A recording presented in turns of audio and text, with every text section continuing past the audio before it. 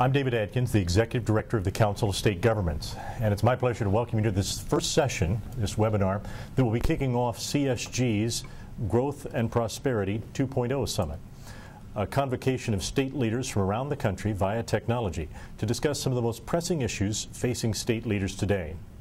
The question of how to grow the economy, start job creation back up again, and find ways to solve the budget problems facing the states are clearly critical issues that many legislatures have grappled with as they've tried to put together their budgets for fiscal year 2012, and many continue to grapple with those issues. Those of you joining us today, we want to assure you that this forum is created to be interactive, and you'll have a chance, using the box that's on the page you're viewing right now, to submit your questions. Please do so at any time during today's presentation. And if you're viewing this remotely, you can also submit your question by sending it to questions@csg.org. That's questions, plural, at csg.org. This is the first of 4 days of presentations that will be made available to you via technology and free of charge. Our members told us what they needed.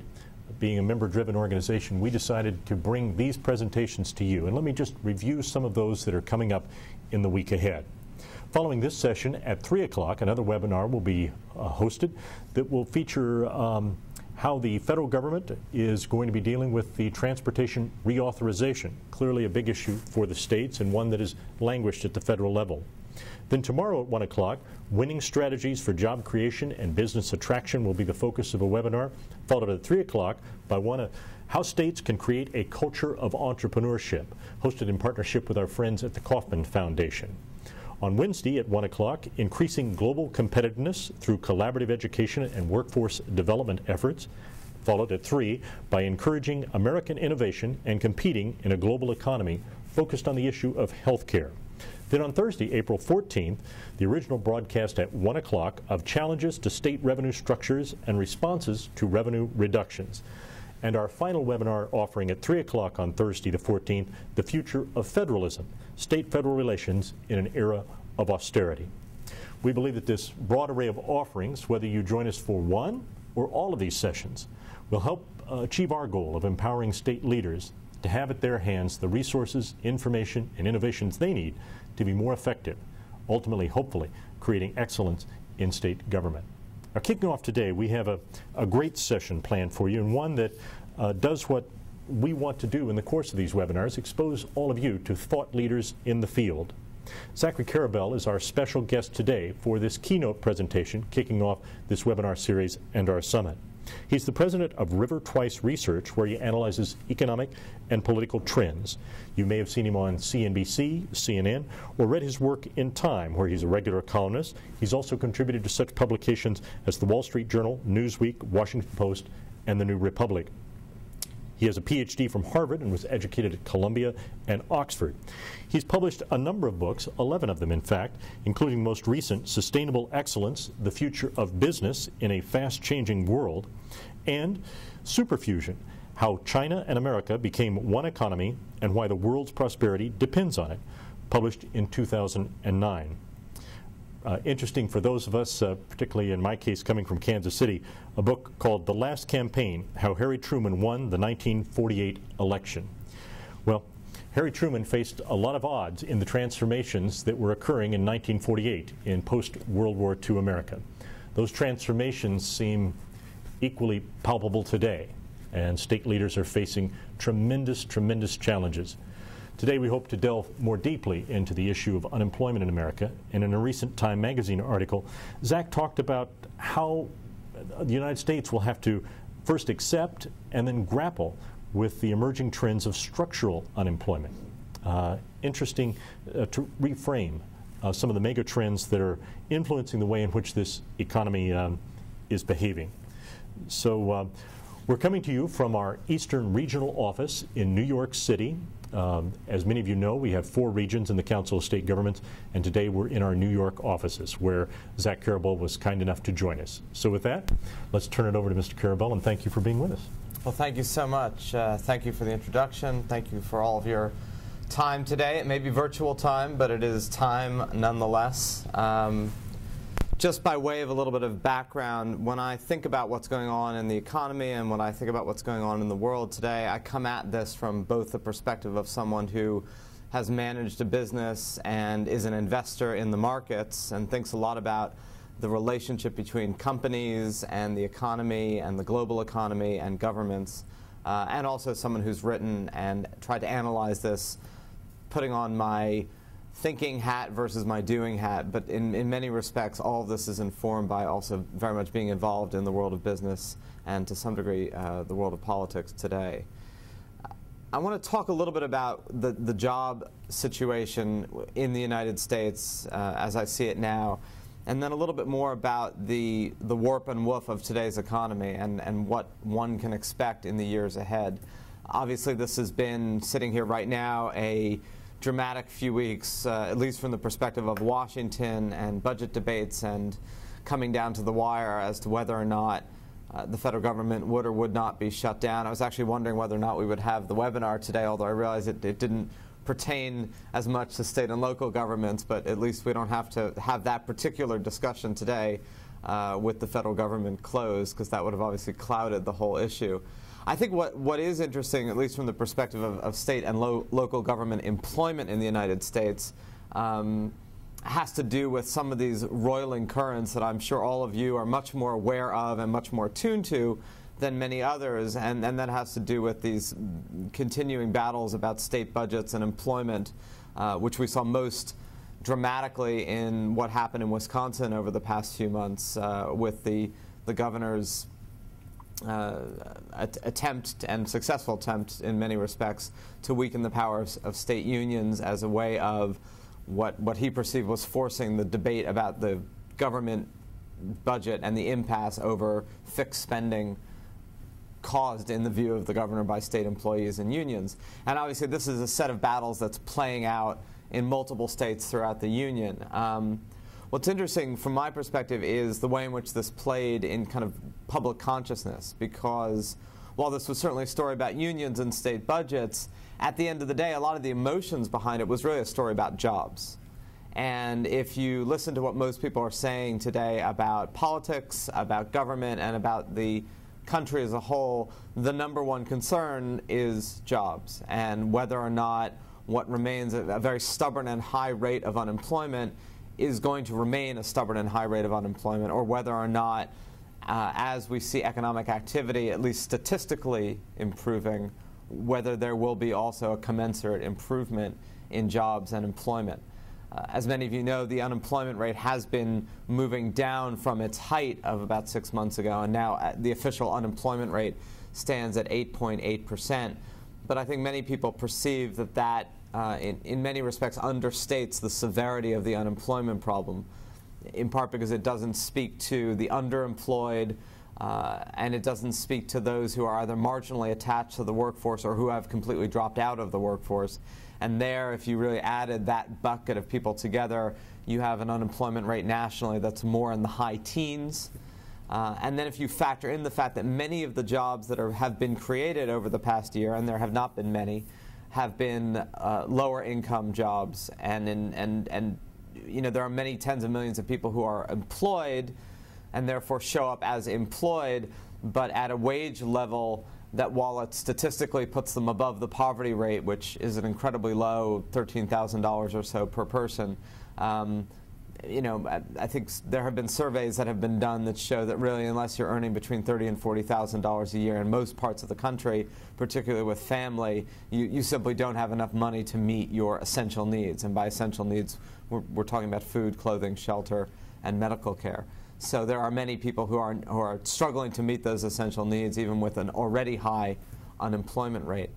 And so what went on in Wisconsin around state employees and that role in what has become, at least in the short term, untenable state budgets, state revenues being unable to pay for state expenditures. And unlike the federal government, most states cannot simply take on debt or extend their obligations endlessly into the future. States don't print currency. They don't have the same latitude that the federal government does to deal with these budget shortfalls by simply literally kicking the can down the road, a policy that may actually be quite wise and fair, but one that's just not available to most state governments.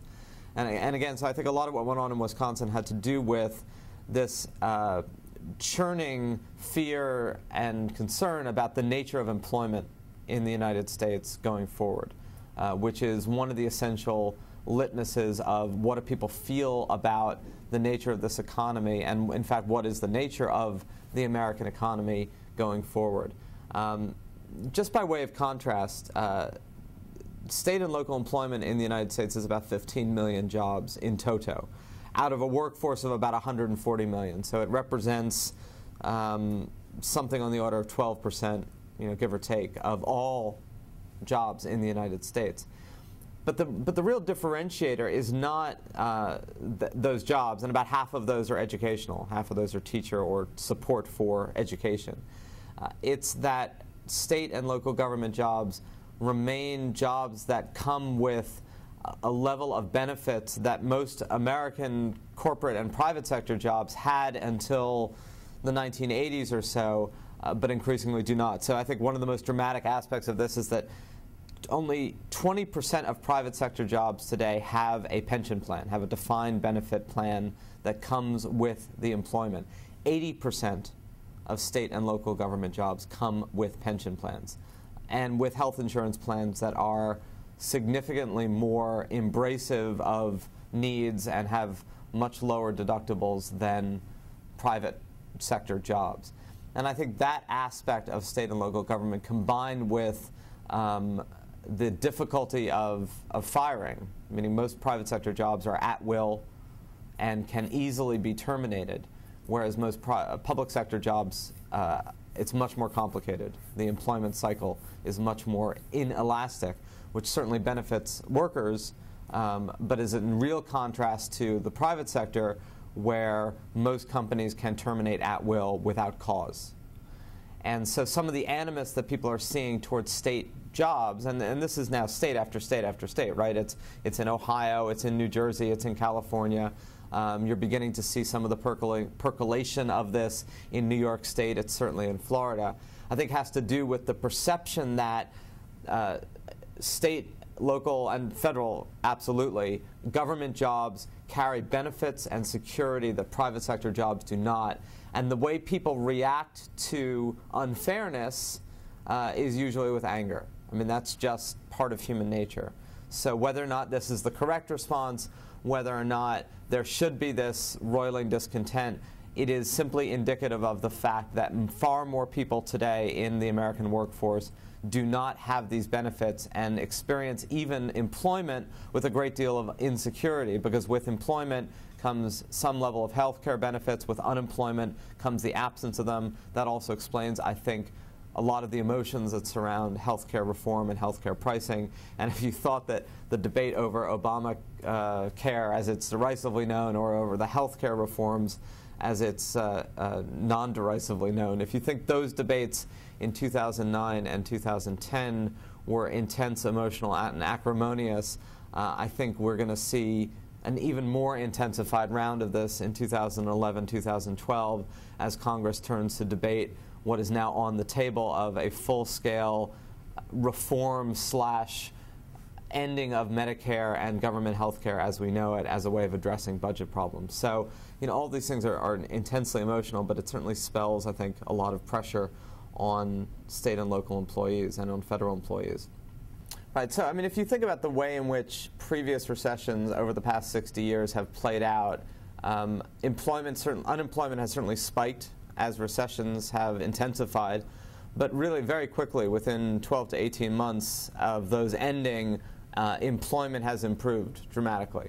And that is been part of the cyclical nature of the economy, that employment is a cyclical response to weakness, but that there's a structural ability of the American economy to simply create jobs, change the nature of industries, and vibrantly move forward. At every other point in the past 60 to 70 years, subsequent to a recession, at every other point where we are now, there would have been substantially more hiring than there has been today.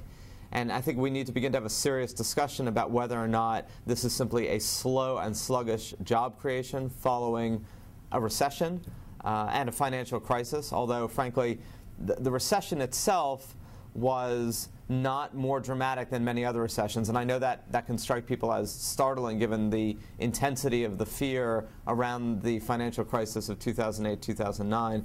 But the fact is, from a business perspective, this was not as dramatic a recession as the rhetoric around it suggests. The fear that was engendered by the near collapse of the financial system was dramatic and was very real. But regardless, by this point, we would have seen much more substantial job creation than we have seen. And we are still acting as if it's slow and maybe there's government issues behind it, but it's only a matter of time before the jobs return. There was an article by Christine Romer, who had been the Obama administration lead economic policy person until 4 months ago, where she talked about this is likely to be a cyclical phenomenon. It's possible that it might be structural, but indeed, we need to approach it as a cyclical phenomenon. I would suggest that we need to approach this as a structural phenomenon, and that our inability to have the conversation about the changing nature of the global economy and the place of the United States within it impedes our ability to have a meaningful conversation about it and is leading to all these unintended consequences and areas of both anger and irrationality. And the debates over unions in Wisconsin, employee unions in Wisconsin, is simply the tip of that proverbial iceberg. We live in a system today where the United States is embedded and enmeshed in a global system. And while we are still the single largest national economy at about $15 trillion, the European Union as an economic entity is slightly larger, but the United States remains the largest national economy, with China the largest, fastest growing economy, but nowhere near the per capita wealth or the overall size of the American economy. So that remains true. But we do live in a world where the marketplace of activity for companies is truly global. And you need to look no further than an iconic American company like IBM, which really defined some of the dynamism of the 20th century. Or another iconic company, but a much more troubled one, like General Motors, which has been well in the news for the past 3 years, first because of its bankruptcy and then because of its initial public offering several months ago. Both of these companies are now seeing most of their growth and most of their most dynamic growth outside the United States. It was said in the 1950s by Eisenhower's Treasury Secretary Charles Wilson that, not Treasury Secretary, one of his cabinet ministers, Charlie Wilson, that what was good for GM was good for America. Today, what is good for GM might be good for China, but it is not necessarily good for America. And in fact, what's good for GM in many respects is not good for the American economy as a statistical entity, because what's good for General Motors is following the most dynamic, fastest growing, most profitable, highest margin opportunities for its business, which happen to be in China right now. What's good for IBM is not necessarily good for the United States. IBM 20 years ago had the preponderance of its workers, several hundred thousand workers in the United States. Today, out of about 400,000+ employees, nearly 2/3 of those IBM employees are outside the United States, in places like India and China and throughout the world. And so the needs and the abilities of companies, many of which are American domiciled and have their headquarters in the United States, but their business opportunities and where they're seeing their capital most productively deployed is not investing in the domestic American economy. Even when the domestic American economy is a source of very strong consumer activity, post-recession included, the growth in the world is outside the United States. The cost of labor, as we know, is much lower outside the United States. And the needs of this particular economy to grow in certain ways have shifted. And you have a detachment of, in some sense, what's good for a lot of companies and what's good for the national economy. Now, it's true that if IBM thrives and its shares are listed on the New York Stock Exchange and state government pensions happen to own shares of IBM as part of their pension obligations, then insofar as China is a source of growth for IBM and IBM is thriving, then the benefits of that will at least indirectly percolate back into the domestic economy by IBM shares going up and therefore the pension obligations of the New York State Teachers Association being able to be met, or CalPERS, or any, you name the pension. And that, frankly, is a bit invisible in our national statistics. So it is not a pure zero-sum reality that these companies are thriving abroad even as they are reaching the limits of their growth and their need to employ in the United States. But it does have real implications for the U.S. workforce. It certainly has implications for the lower end of the U.S. workforce. A lot of the job creation in the mid-2000s was construction jobs. It was housing-related. Clearly, as housing markets have yet to recover, and may be many, many, many years before housing markets resume to be anything other than a drag on the American economy, those jobs clearly are not returning.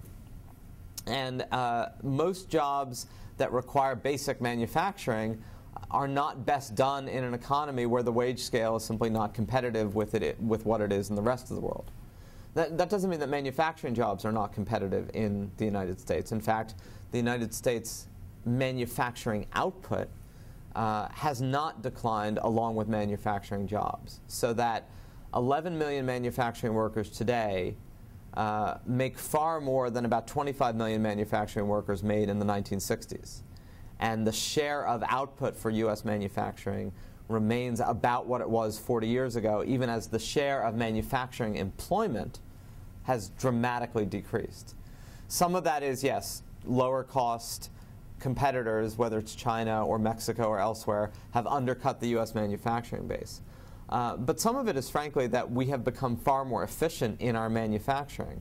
And as any of you know, working in state and local governments and trying to create an appealing venue for manufacturing jobs, when a factory locates or relocates in the United States or decides to stay in the United States, it is almost always talking about creating hundreds of jobs, whereas 40 or 50 years ago, we would have been talking about creating thousands of jobs. And that's not because their output is less. It's because things like information technology and robotics have allowed for far fewer people to produce much higher end products and much greater output with much less effort. And that's not a reality of our structural economy that we have an easy discussion about, because it's a much more complicated one to address than simply externalizing our issues and blaming China, or, as we did in the 1990s, blaming Mexico. I mean, the looking abroad for dragons to slay for the source of our own internal challenges, some of which is being a victim of our own successes, meaning we created a lot of the information technologies and the robotics that led to these higher efficiencies that made certain jobs no longer necessary. And yet, again, it's much easier to look abroad and say, if the Chinese would only do something different, we would have more jobs in the United States, a position which I simply disagree with. And also, the reality is we live in a world of competition, which we have tried to create. And for those of you who remember, a lot of the struggles of the Cold War were to try to create a world of free market competition. You can't really work to create a world of free market competition and then complain bitterly when the results of that competition are a challenge to some of your domestic expectations. I mean, obviously you can complain bitterly, but the reality is we are living in a world that is remarkably of our own creation, and we are now living with some of the downsides of those upsides, which is it is not simply our birthright as Americans to have global leadership. That leadership is a product of innovation and a product of offering competitive goods and services, not just to the world at large, but ironically to ourselves. We essentially have to compete for our own business in a world today. And that is a challenge. And again, it's a challenge that certain people who work in state and local government and are in the business of trying to convince companies to keep their businesses locally are well aware of those competitive dynamics. Oddly enough, I think much more aware of than federal officials, who have an easier time externalizing those issues and putting the blame out there. Just as an example of exactly how disruptive and creative our technologies are, I'm speaking to you today on a technology created by Livestream. We are doing a virtual seminar. So all of you are on computers, whether it's Apple computers or PCs created by Dell. Many of you are probably on PCs, given that that tends to be the software of choice, running Windows programs, all of which are created by American companies. Windows, a Seattle-based giant called Microsoft that some of you may have heard of. You may, in fact, at some point during this or after this, go and do a Google search to see if some of what I've said is correct, or to see some different points of view. And I'm sure you'll find when you do that that I've made some sort of error of fact, or overstated something or understated something. Those Dell computers are made by an Austin, Texas-based company that was started in the 1990s. A lot of the actual parts and components are probably assembled in China or various parts of the Pacific Rim. Some of you may have BlackBerry phones issued by your employees or governments, some of which are assembled in Mexico, some of which are assembled in Canada, the software of which is probably written by engineers ranging from India to California. This was initially going to be a physical conference, I think, that was potentially going to be held at Foxwoods Casino in Connecticut. The shifting of that venue, which led to many of you doing a lot less domestic travel on airlines like Southwest, which many of you may be breathing a sigh of relief on, because I think some of us are uncomfortable flying in planes with holes in them. You're not going across the country or driving nearby to Foxwoods and spending a night or 2 nights or 3 nights at a hotel, potentially gambling at the casino. Not that I'm suggesting that any of you would ever gamble at a casino, but it would have been an option had it been at that particular hotel. The meals that would have been eaten there are not going to be eaten there. The travel that would have been done to there is not being done to there. Now, all of that, from the perspective of U.S. GDP figures and growth this year, will show up as a negative. It is money that was going to be spent on a conference, on a venue, that was going to have all these ancillary effects on different companies and different businesses that won't be spent there, which means that all of the positive contribution to growth and to GDP that might have come from that expenditure will not come from that expenditure. And so in that respect, it will form part of the lattice of stories of companies and organizations cutting back on spending because of a legitimate concern about budgets and the economic climate. And therefore, it'll show up as a negative on GDP and be yet another headwind, potentially, for future growth and future job creation. On the plus side, however, you're using all of this technology, most of which are American technology, the income of the use of which flows through to American-listed companies, and is a testament to the innovation and the dynamism of creating these new economies that on the one hand lead to the expenditure of less money on these traditional forms, conferences, hotels, airplanes, and on the other hand lead to the expenditure of income on these non-traditional forms, streaming videos, webinars, seminars. All of that efficiencies, the time you save by not having traveled, the ability to ingest this information online while simultaneously doing whatever jobs you need to be doing, all of that will be much less visible from a statistical perspective when it comes to analyzing what's going on in the U.S. economy today than the absence of the expenditure on those traditional things that I just talked about.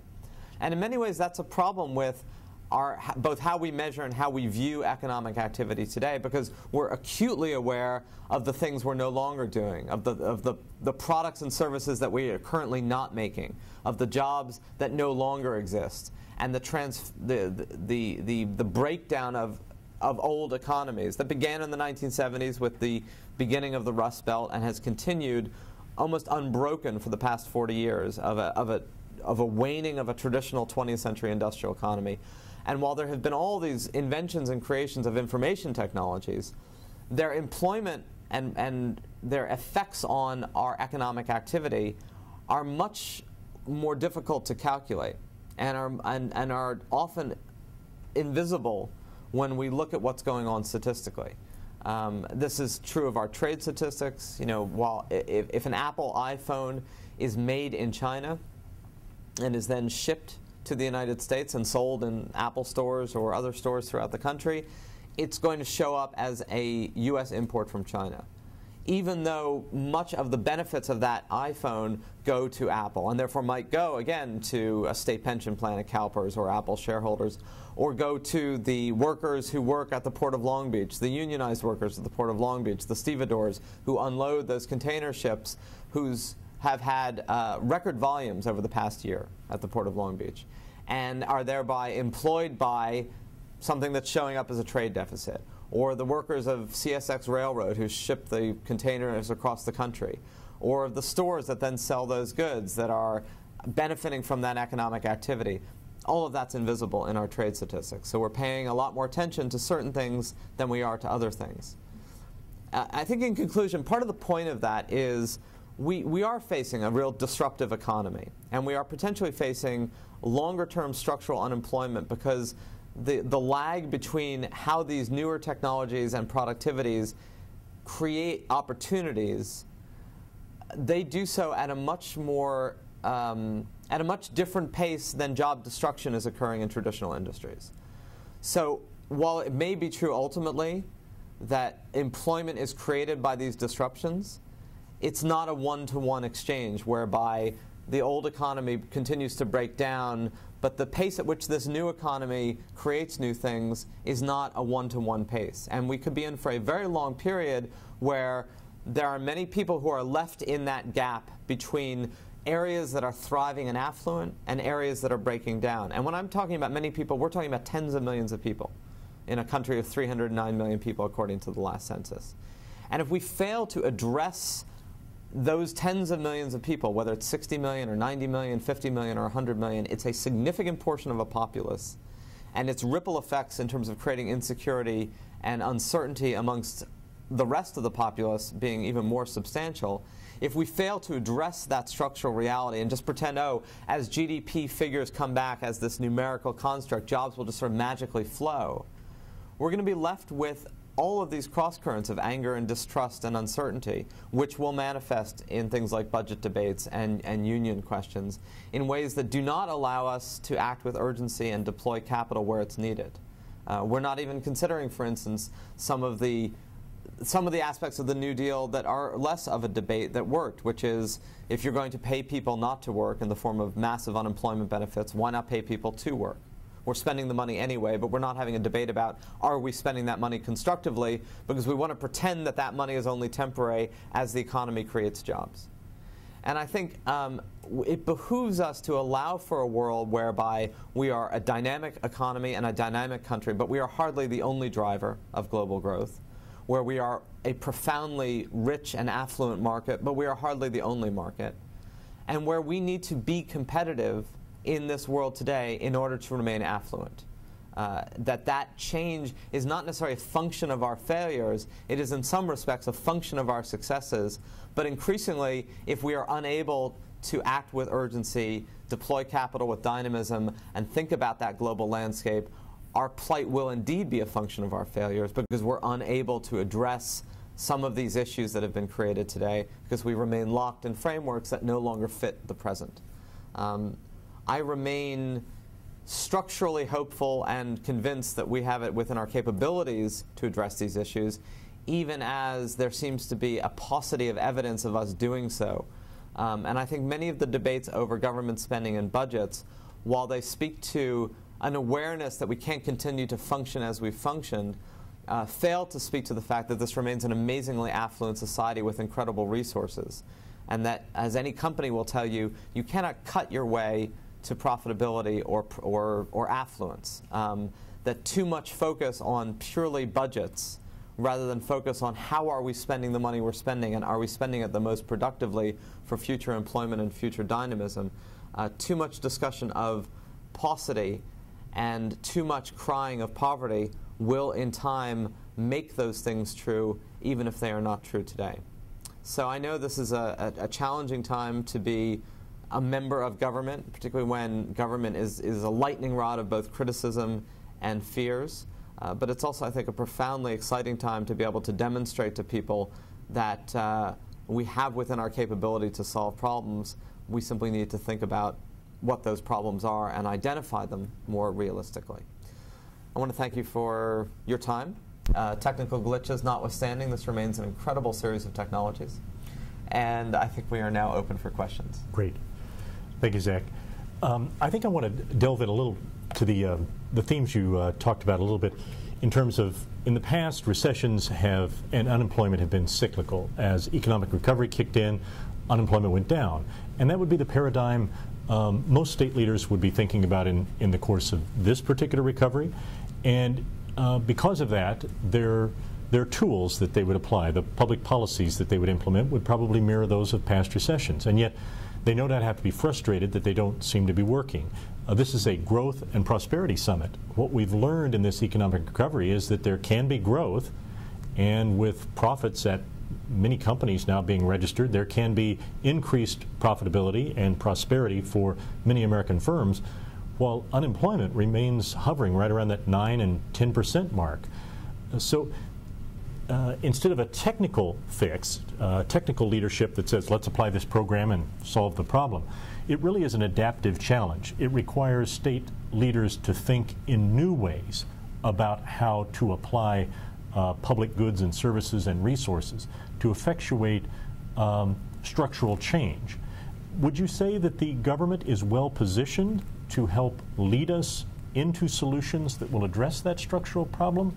And how should the language of state leaders now change to help shape the expectations of voters and those they serve, so that they're not just thrown out at the next election for failing to achieve a short-term fix? Right. I mean, I happen to believe that the most certain pathway to being thrown out at the next election is to implement tried and true tools that used to work that are now likely to fail, and to promise that doing so is going to have good results. So, you know, at the federal level, we certainly have this with the continual extension of unemployment benefits, which are now up to 99 weeks. You know, we have this issue in this country of we don't like the idea of permanent safety nets. We're deeply uncomfortable with that. It makes us think that we're Europe in a not good way. But at the same time, we also are completely unwilling, and I think this is an absolutely good unwillingness, to see people on the streets starving. And we're certainly not willing for a replay of the 1930s bonus armies or Hoovervilles. So what we do is we say, look, get the economy going and the jobs will flow, and we'll very quietly spend an immense amount of money, tens of billions of dollars, creating a safety net that's completely inefficient. And then when those jobs don't come, a lot of people go, first of all, there's no employment and you're spending a lot of money on nothing. And this includes things like shovel-ready projects, because as we learn from some of the bureaucracies involved, particularly between federal and state, there are very few shovel-ready projects. There are projects that you could make shovel-ready, but they're not naturally occurring in nature. There aren't all these people sitting there going, we're ready to work if you just give us money. It doesn't work that way. So that whole thing it's not only a misnomer, it's a bad signaler.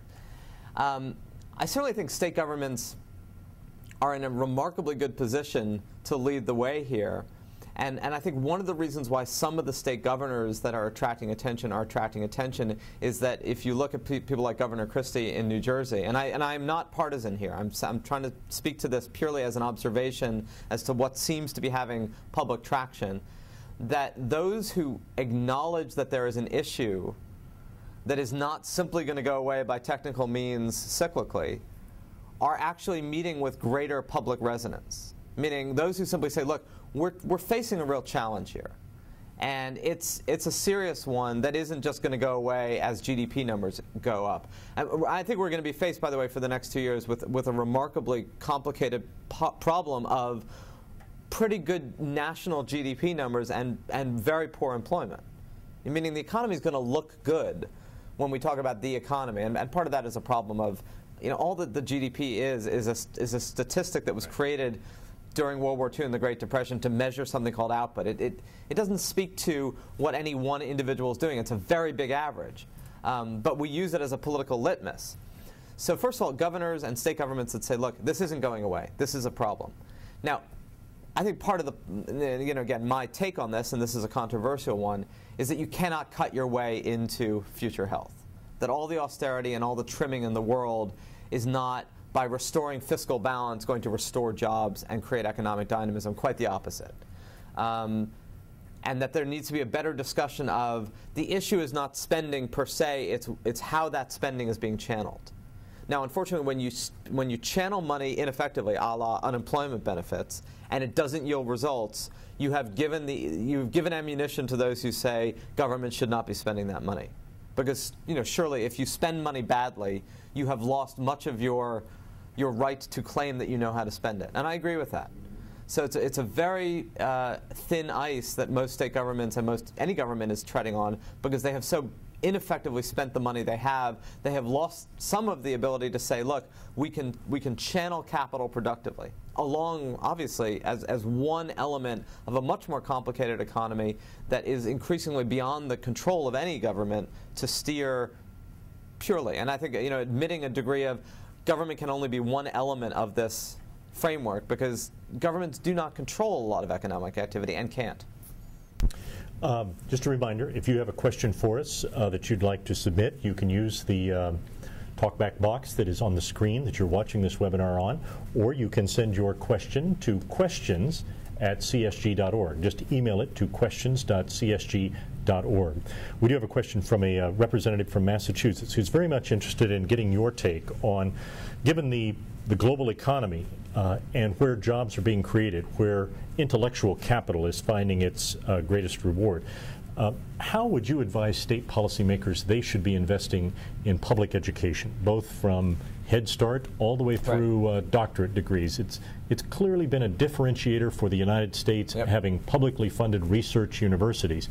But what's at stake against budget cuts at the state level that may put at risk some of the funding for those universities or public schools? I mean, it's an incredibly crucial issue, and it has to do with the problem of governments, elections, and this gap that I talked about between, as one system collapses, the other system isn't yet taking up the slack. Frankly, this is where governments can be a kind of a bridge for that gap. Not a permanent, but a bridge. The problem is it doesn't line up in real time. So while everyone talks about education as an absolutely vital element of maintaining American competitiveness in our ability to do these jobs, and it is absolutely true, if you look at unemployment statistics in this country, even though we talk about an unemployment rate, I guess now of 8.8%, or if it's in Massachusetts or in the Northeast, it's about 8.3%, the gap between those with college degrees and those with a high school diploma and less has never been wider. It's about 4.5% and less if you have a college degree. It's 15 to 20% and above if you don't have a if you don't have a high school degree. And so education as a differentiator, as a sign that you're able to make use of these tools that we just talked about. Most of these information technology tools require some facility with information and the ability to analyze it and manipulate it, and that only comes if you've learned it. It's not something we have a native ability to do. But education is a very slow process. You talk about primary education or Head Start. You're not going to see the fruits of that for 12 to 20 years. And we don't live in 12 to 20-year election cycles, and we certainly don't live in 12 to 20-year budget cycles. So it becomes very easy to eliminate things in a period of time where we feel cash constrained. It becomes very easy to eliminate things whose immediate impact is uncertain, other than as expense. Certainly humanities education, all these aspects, it's very easy to eliminate because they show up as an expense long before they show up as a benefit. Same thing with companies and R&D. The best companies recognize that their competitive advantage is their innovation, not their legal patent protection of IP. Because look, in a world of constant innovation and creation, you don't have that IP for very long. 5 to 7 years anyway. Your intellectual property. Sorry, I don't mean to use that jargon. So you need to invest in that research. You need to invest in that future with the full recognition that in year 1, 2, and 3, that just shows up as an expense.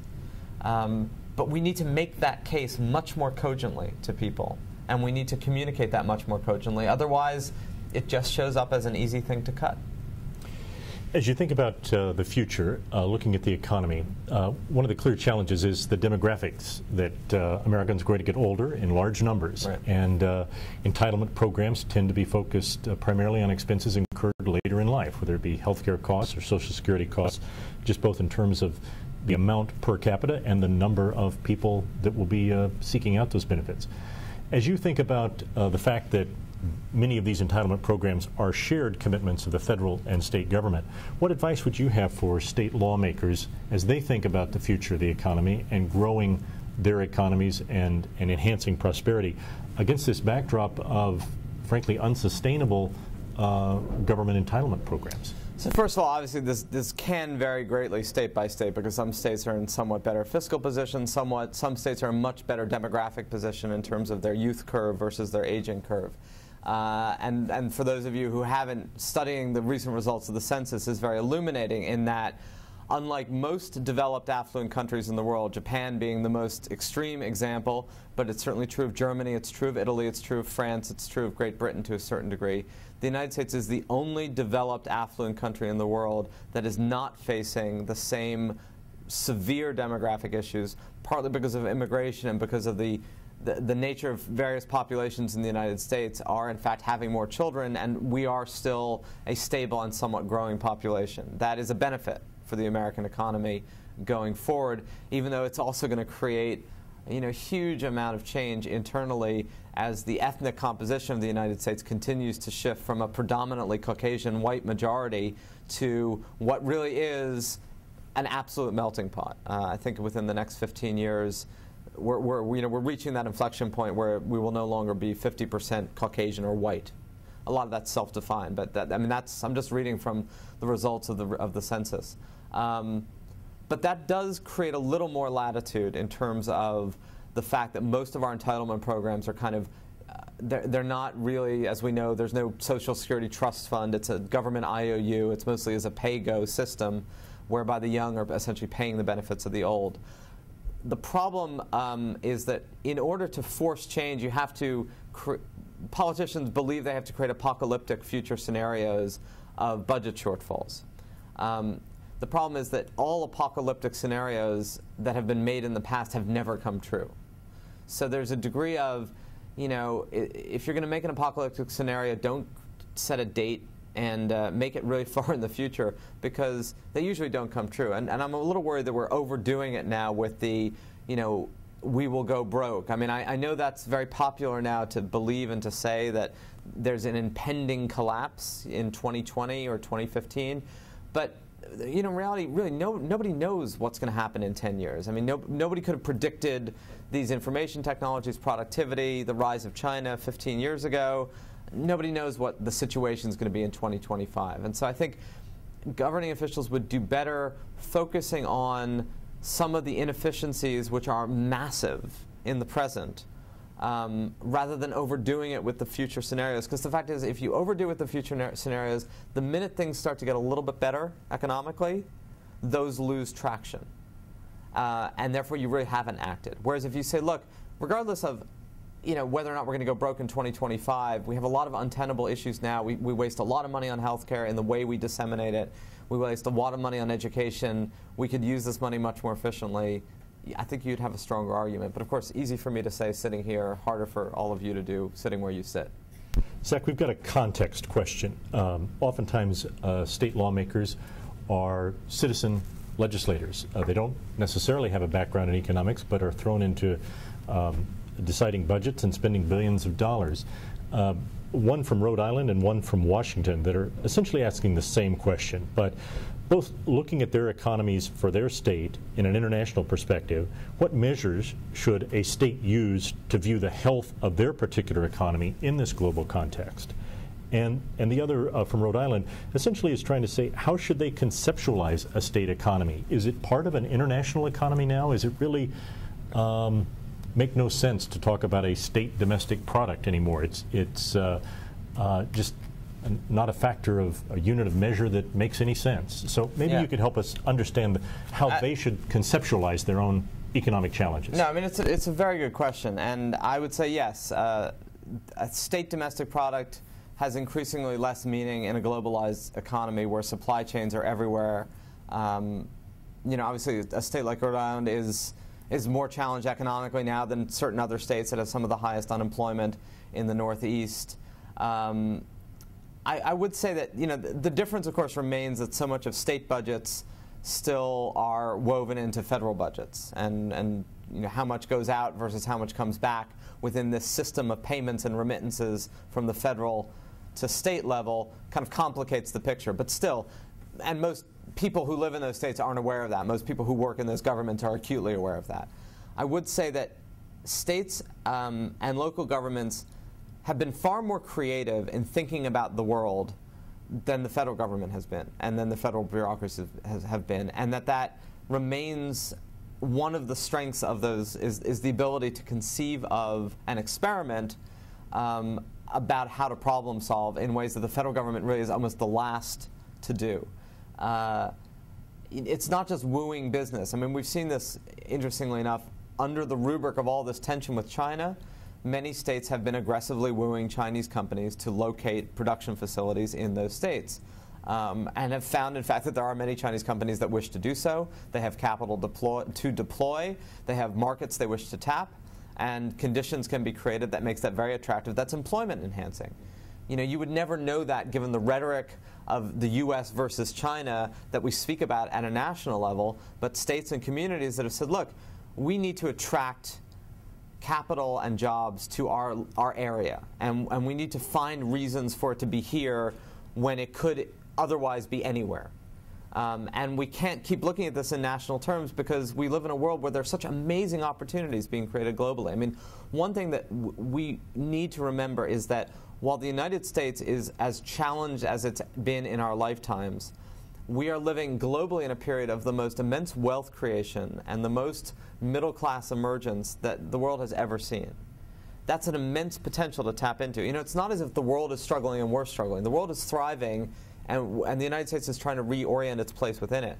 So the ability to tap that at a state level and say, you know, there's a reason for that commerce to be here is immense.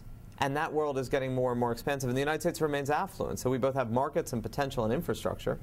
And thinking of yourselves as part of that global nexus and not simply one of 50 distinct components of this nation called the United States is likely to create opportunities far more than not. We have another question. This one comes from Georgia. What is your expectation on the role export-led growth can play in the recovery of both the U.S. economy and the economies of the states? So exports have been rising over the past year. One of the promises of the federal government's monies spent in 2008, 2009 was that it would bolster both jobs and exports. I think part of the problem of exports as a job creation issue is that it runs into what I was talking about before, in that you can have an incredibly robust export market with very potent and productive higher-end manufacturing in the United States without job creation. Or without substantial job creation. I mean, there's a company in Massachusetts called Varian Semiconductor, which makes highly specialized semiconductor equipment, including now some of the most specialized semiconductor equipment for the creation of solar cells, for solar paneling. Fast-growing industry in Northeast Massachusetts. But the amount of jobs that need to be created to do that is in the hundreds. And, you know, this is in a state with 12, 15 million people. So you can have very strong exports, and that can benefit your state economy to a point, but it doesn't mean that those factories need to employ a lot of people. So you've got to be careful of promising export recovery as job creation. It will create some jobs, certainly. But we're not about to do what Germany does, and people look at Germany as an example of, well, why can't we be both a high-end manufacturer with lots of jobs? The trade-off that one would have to accept then is very high levels of unionization and very clear cap on wages. And Americans have typically been very resistant to wages being set, benefits being set, and growth being capped as a trade-off for jobs. That is a trade-off that is available to us. I just don't see much cultural willingness to go there. So by all means, pursue the export sector, but be careful if you're going to promise that increased exports will lead to increased jobs. Zach, let's talk a little bit about mining some of the veins that some states have looked to as turning the corner for the future. Clean energy jobs, for example, right. In other cases, green jobs. Right. What would you advise states would be the most promising strategies if they wanted to extrapolate the biggest gains out of these new emerging sectors for potential growth? Yeah, I mean, I'm someone, as you mentioned, I wrote a book called Sustainable Excellence about the ways in which businesses are integrating sustainability. I manage a fund that uses that as a theme in identifying good companies. So I'm very supportive of the notion of kind of green economy as a next generation of innovation. I think President Obama has been quite good in articulating that this is a fertile area for some of the strongest aspects of the American economic system for the past years, which is creating new technologies to solve present problems and future problems. That being said, I think green jobs is a bit of it's a problematic idea. a lot of these jobs are very low end. I mean, if it's a matter of creating people who install solar panels, it's just a different word for construction jobs. And unless the construction market is heating up, it's not going to be that job creation. So it concerns me when I hear the phrase green jobs, because I think it undermines both job creation and the green side of the economy. I think it's much better to talk about greenovation as a way for individuals to cut down on their bills. Now, some of that requires short-term tax policy and subsidies. Very complicated in a time today, but if it can be shown that there's a 5 to 7 year period where this is going to save energy, save money, save expenditures at a family and home level, it becomes much more potent. And California has been experimenting, obviously, a lot with this, as have other states. And also, sustainability and green as a way for companies to become competitive and efficient. And the example of Varian in Massachusetts is another one. But I think the idea of green jobs, meaning that there are going to be just millions of people suddenly employed in this new sector, is a problem, because if you promise that, I'm fairly sure it's going to be disappointed, and it's going to undermine what are two very potent areas of job creation, which is the efficiencies created by sustainable or less energy consumption, on the one hand, and the jobs created by the innovation of new technologies that can solve some of these issues. Well, we're just close to wrapping up. I want to encourage all of you who have joined us today to look for more information at CSG's Knowledge Center, all of which can be accessed online at csg.org. As well, encourage you to look at the offerings of other webinars that we have coming up in this series. I know that Zach would tell you, if you want to know more about his particular work, you can check out his website at River Twice Research, River Twice Research. It's where you can find links to many of his writings in other areas where they've appeared. And that's rivertwice.com. Rivertwice.com. As in, you can't step in the same river twice. So rivertwice.com. And so check that out. This particular webinar will be available for rebroadcast on our website, so that if you have friends or staff members who weren't able to join us, you can encourage them to watch a replay on our website. All of the information that has been collected about this particular summit, including recapping all of the webinars, will be available at csg.org, including a special edition of Capital Ideas magazine, a virtual edition. You'll be receiving emails. By now, our members should have received 2, and 1 will be coming out next week as well, that will have additional information about the webinars and the information that we've conveyed to you.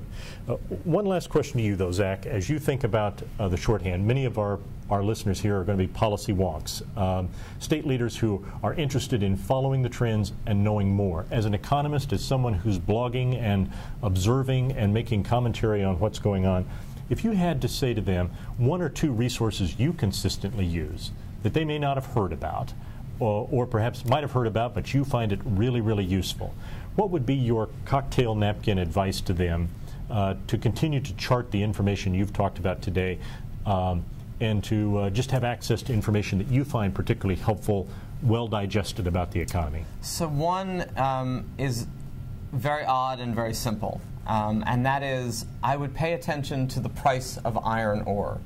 Now, it's very easy to do. Why do I say that? One of the constraints that's going to face everybody, and one of the challenges that's going to face everybody everywhere, is this continual rise of raw material prices, and whether or not that translates into inflation in your own local economy. And one of the advantages of paying attention to the price of iron ore is that there's no financial manipulation around it. You know, there's no futures contracts. Wall Street people can't game the price. If it's being mined and being sold and the price is going up, it's because someone's buying it, and you can't really even stockpile it because it's just too bulky. So it's a really good indicator kind of what's going on with the global industrial system. And if the price is going up, that means that system is continuing to move forward at a very heated level, not necessarily an overheated level, just a heated one. And can be a very good indicator if you're wondering about, you know, should I woo this factory? Are we going to have, are these goods and services going to be in demand globally? If the price of iron ore is going up, there's a really, really good chance that a lot of goods and services are also going to be in increasing global demand. And if it's not, then it means something else is going on. It's also a very good proxy for whether or not the China story is fact or fiction, because the statistics can be completely fiction, But if China's buying a lot of iron ore, it's because they're using it. You know, there's nowhere to put it. So again, that's a kind of a quirky way of saying what is actually going on in the world and what are the implications for my own local economy. I think just for pure oddity value, I'm going to leave it at the price of iron ore. Okay. Well, at least it wasn't pork bellies. That's right. So, Mortimer. Yeah. Well, on behalf of all of us at the Council of State Governments here from 100 Wall Street in New York City, it's been our pleasure to bring this kickoff session of CSG's Economic Summit, the Growth and Prosperity Summit of the States 2.0. On behalf of our President, National President, Nevada Governor Brian Schweitzer, and our National Chair, Deputy Speaker from the Connecticut House, Bob Gottfried, I want to thank all of you for joining us. I want to thank all of the folks back in our headquarters in Lexington and those here in New York who helped bring this webinar. Stay with us for the one coming up at 3 o'clock today to focus on transportation issues, and we hope you'll come back often to CSG's Knowledge Center, where we seek to empower you with insights and innovations to help you pursue excellence in state government. On behalf of all of us at the Council of State Governments, I'm David Adkins, Executive Director, wishing you a good day and good luck. Thank you for joining us.